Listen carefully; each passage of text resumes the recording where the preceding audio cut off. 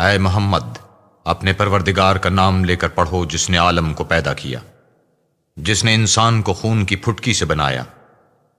پڑھو اور تمہارا پروردگار بڑا کریم ہے، جس نے قلم کے ذریعے سے علم سکھایا اور انسان کو وہ باتیں سکھائیں جس کا اس کو علم نہ تھا، مگر انسان سرکش ہو جاتا ہے جبکہ اپنے تئیں غنی دیکھتا ہے۔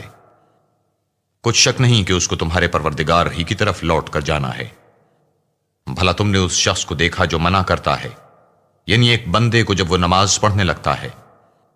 بھلا دیکھو تو اگر یہ راہ راست پر ہو یا پرہیزگاری کا حکم کرے تو منع کرنا کیسا؟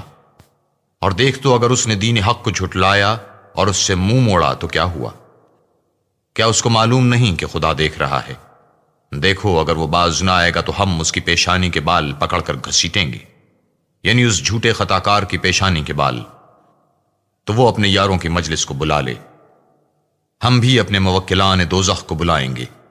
دیکھو اس کا کہا نہ ماننا اور سجدہ کرنا اور قرب خدا حاصل کرتے رہنا۔ سجدۃ التلاوہ۔